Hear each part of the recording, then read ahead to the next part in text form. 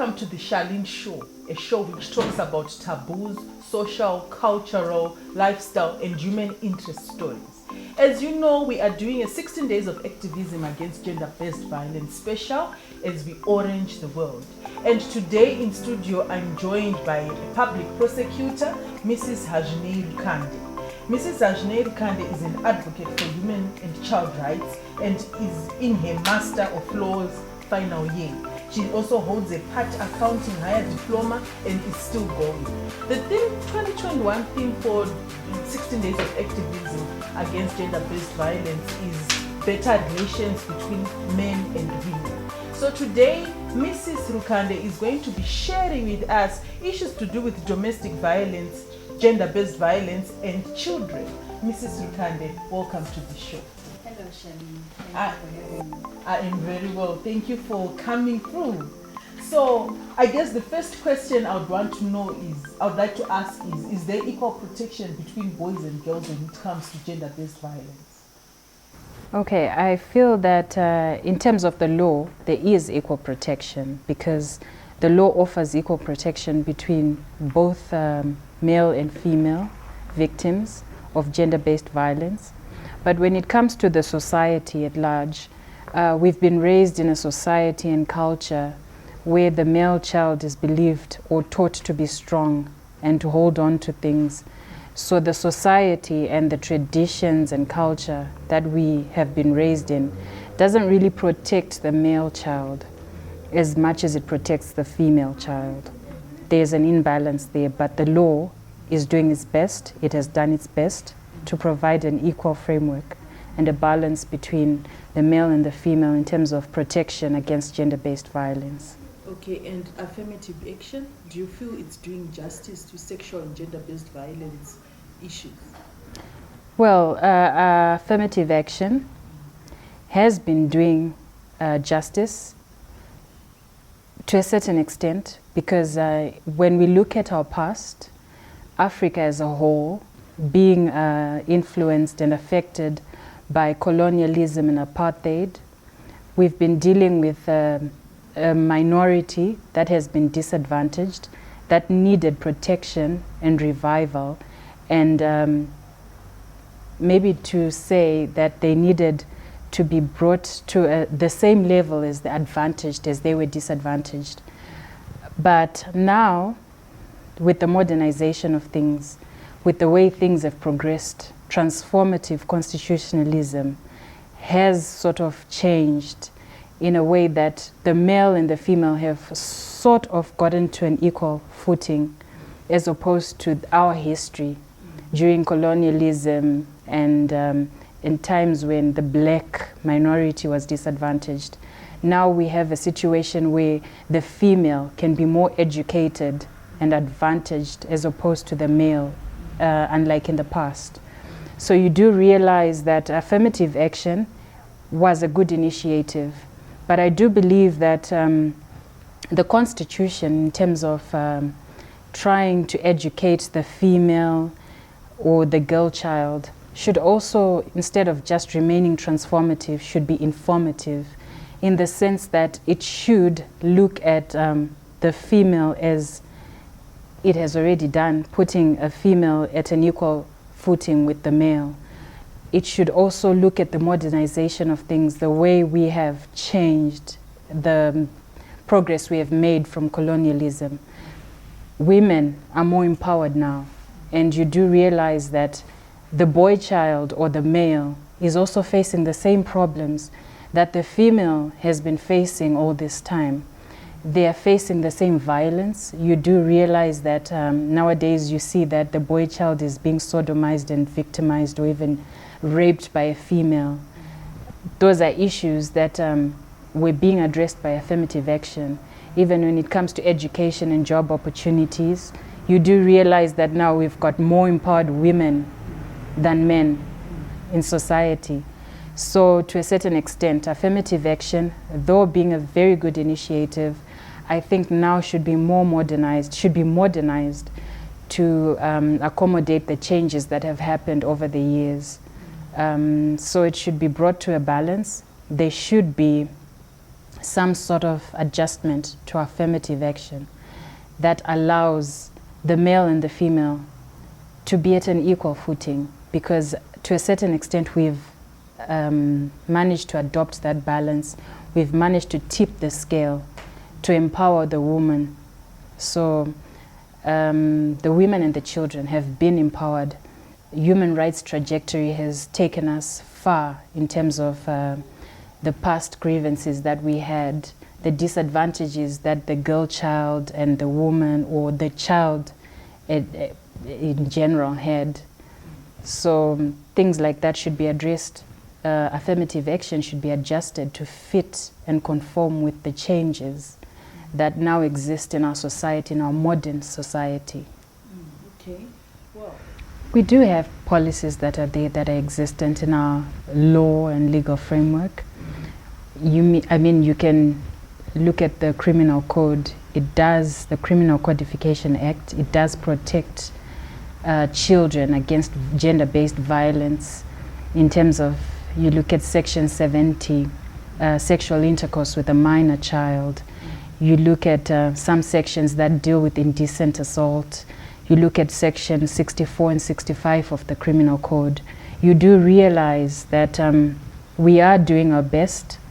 The government and the law is doing its best to protect the child, the girl child and the male child both, against victimization and gender-based violence.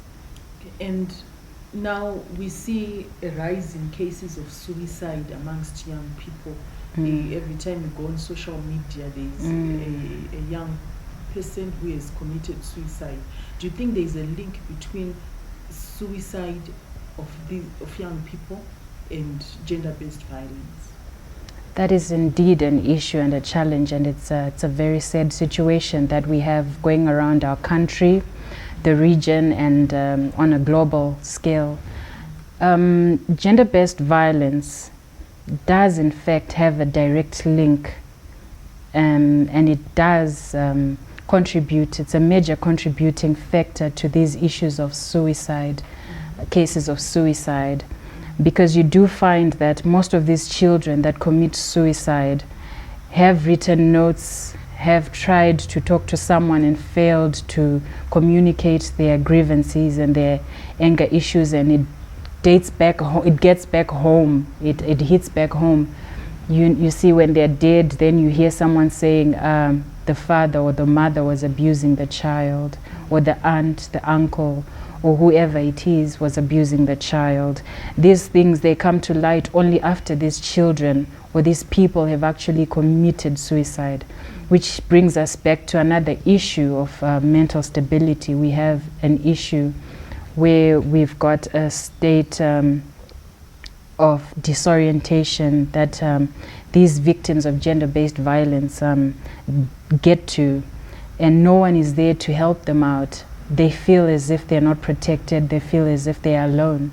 So they end up committing suicide, as we've seen in the recent past, the spikes in suicide cases in our country especially.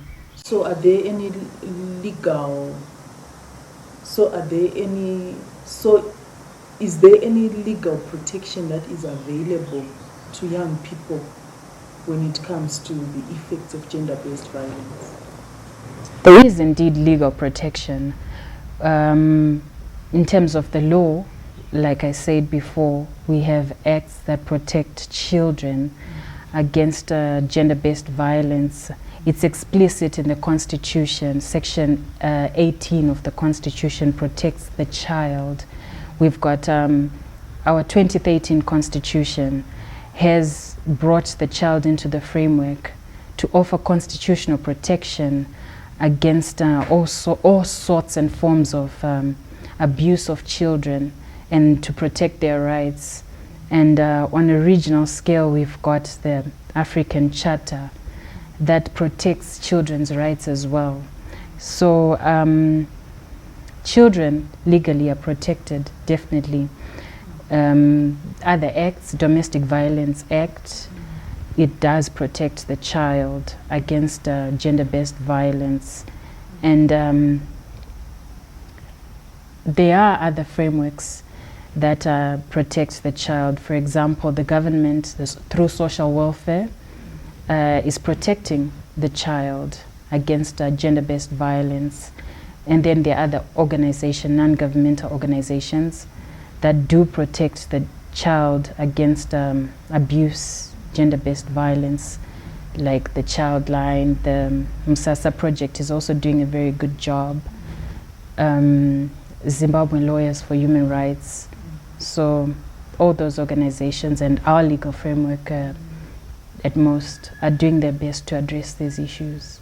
Okay. So Hazvi, some people don't trust our courts. Maybe you could address this, because they claim that there is a lot of corruption in the courts. So this may actually deter others from going to the courts with regards to these issues of gender-based violence. What is your say with regards to that claim? With regards to that claim, Charlene, I would confidently say through the Anti-Corruption Commission, the Constitution has managed to establish a legal framework where they curb corruption. And corruption was indeed rampant. It was rampant in the whole country in general. But it has been curbed through the Anti-Corruption Commission, and also through access, where anybody can actually approach the courts and the Anti-Corruption Commission and the police to report any allegation of corruption, and it's investigated. So you do realize that our courts have actually, through the National Prosecuting Authority, taken it up to actually combat corruption and to make sure that every individual, as dominus litis as prosecution is, that they are accorded the freedom to approach the courts and to find and seek remedy. And they are afforded that remedy. They are cured and justice is met. We are fighting corruption. We haven't stopped fighting corruption. We will still stand for people's rights and promote justice. So we will endeavor to make sure that people are indeed protected. And with regards to our courts, which courts do Zimbabweans have access to? Because someone may feel that they can't go to the Supreme Court. Oh, Charlene, that is the beauty of constitutionalism. You see, through our constitution, everyone is afforded the right to approach any court in Zimbabwe when it comes to issues of violation of or infringement of their rights, from the magistrates court right up to the apex court, that is the constitutional court. They have direct access in terms of the constitution to the apex court, that is the constitutional court. And they have the right to appeal against any order that is granted at lower courts to a higher court. The Supreme Court being an appellate court, it is granted with the jurisdiction to hear any matter when it comes to issues that concern the Zimbabwean people. So anybody has access to our courts through the Constitution. They have the authority to approach any court when they are aggrieved. So you do realize that our 2013 Constitution has opened up a legal framework and offered protection for the citizens of Zimbabwe when it comes to the protection of their rights. Wow. I'm sure, I hope this information has helped someone. Thank you for the information that you've shared with us. This was very informative. I don't know if you have any advice to young people who are victims of gender-based violence and suffering in silence. Okay, I do have a bit of advice to give to individuals of gender-based violence, be it young and old. Do not keep it to yourselves. Do not be depressed. Do not be lonely. You have people to talk to. Trust the people around you. Trust the people that you can actually talk to. If you do not trust those people, because not everybody trusts everybody. That is right, Charlene. So you can approach the organizations that do deal with these matters that we have talked about earlier.